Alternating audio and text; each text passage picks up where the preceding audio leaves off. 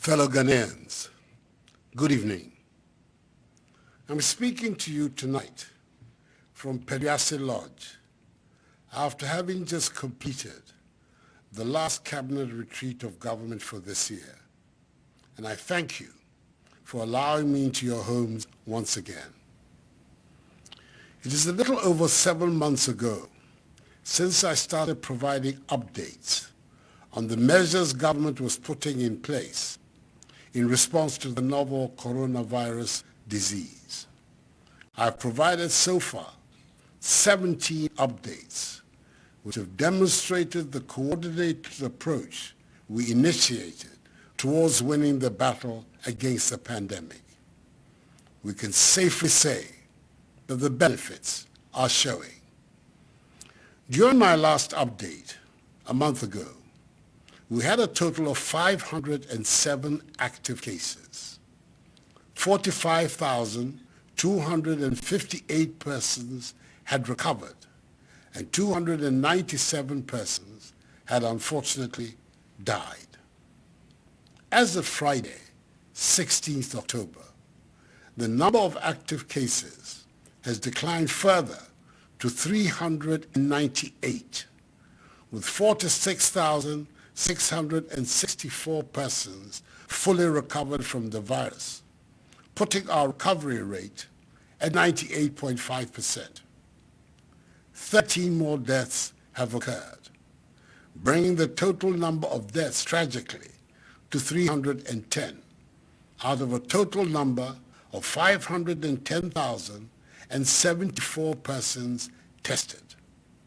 The rate of death, 0.5%, continues to remain very low. When you take a close look at the measures some other countries are having to take, including imposing nighttime curfews and partial lockdowns, declaring state of emergencies, limiting the numbers of people permitted at public gatherings, and mandatorily fining persons for not wearing masks, all in the bid to contain the second wave of the virus, we in Ghana have been spared all these developments and restrictions. We must thus be doing something right.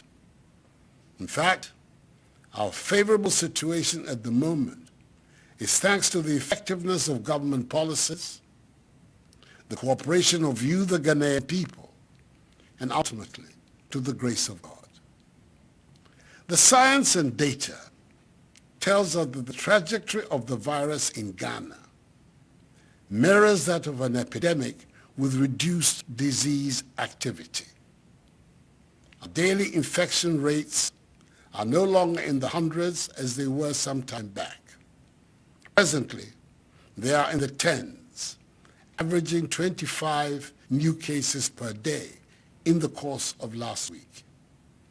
This is in sharp contrast with what is happening in the countries that are experiencing a second wave of infections, where in some instances, new infections and hospitalizations are sadly in the thousands per day.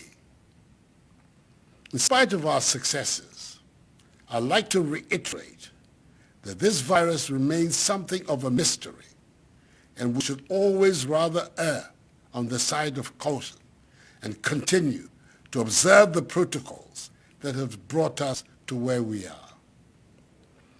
As President of the Republic, I assured you of my continuing commitment to limiting and stopping the importation of the virus, containing its spread, providing adequate care for the sick, slowing down community spread, reducing the impact of the virus on social and economic life, and using the opportunity afforded by this pandemic to expand our domestic production capacity and deepen our self-reliance. I remain committed to these objectives, and I will not stray from them. Fellow Ghanaians, we all know that the emergence of the virus on our shores came from abroad, necessitating the closure of our borders by land, air, and sea in March 2020. Following the provision of testing facilities, which ensure the speed and accuracy of COVID-19 testing, Kotoka International Airport was reopened on 1st September 2020. It has been 6 weeks since the reopening, and a total of 30,564 passengers have been tested, from which 92 have tested positive. All 92 are asymptomatic cases whose status, but for the test, would not have been detected and would have spread the disease amongst the rest of the population. I'm aware that some are calling for government to extend the PCR negative test period before boarding the flight from 3 days to at least 5 days.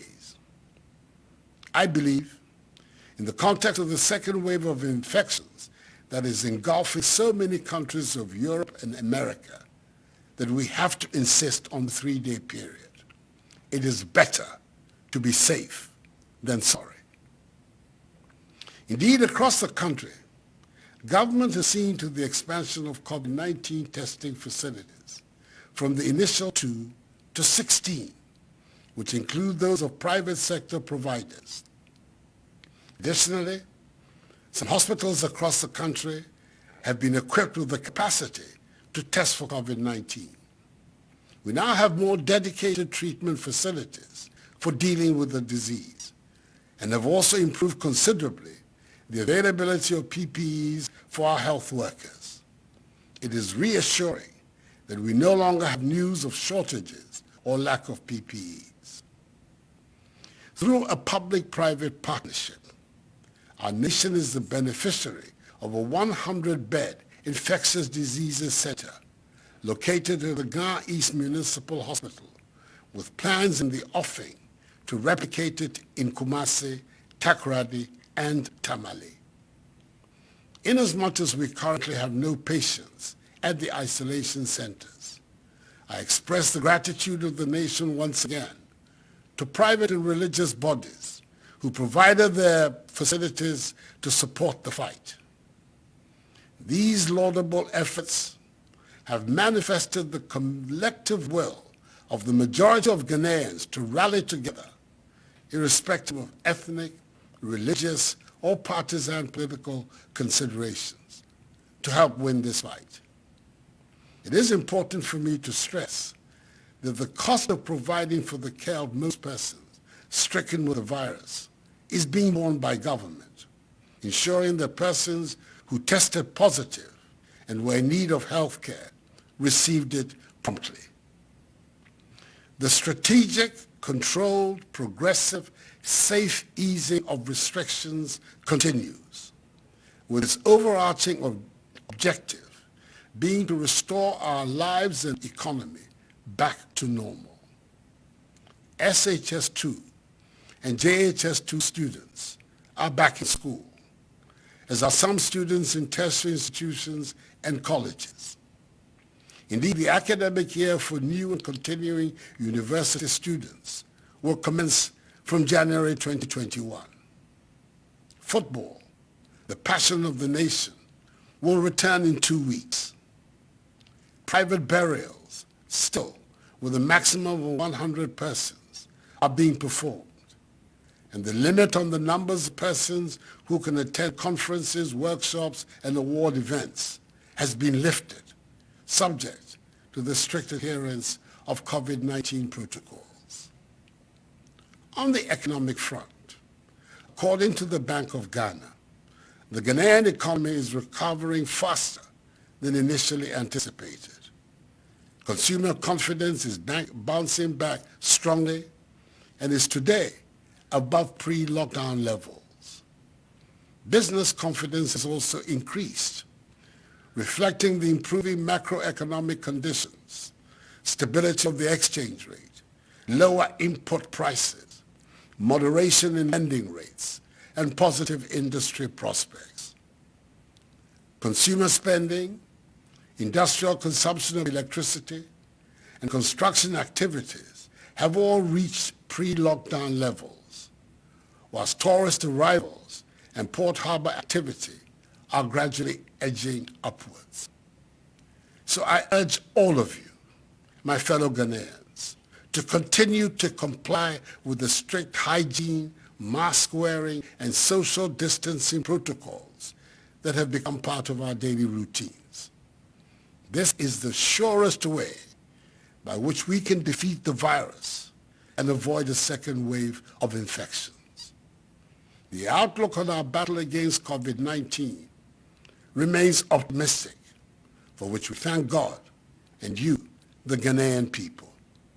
It is important that we maintain this positive position, especially with a few weeks to the holding of the December 7 presidential and parliamentary elections.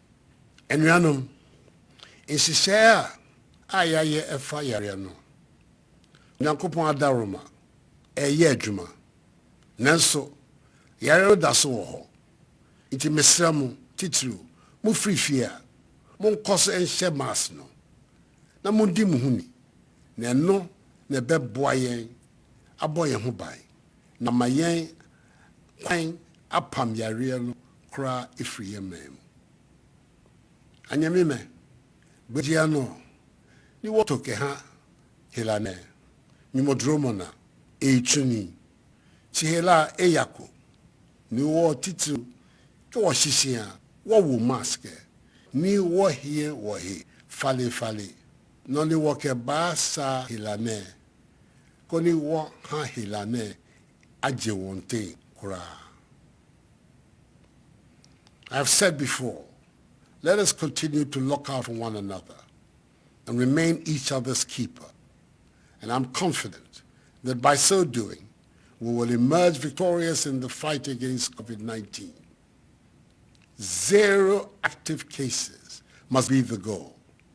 Now, I have no doubt that together and with the help of God, this too shall pass, for the battle is still the Lord's.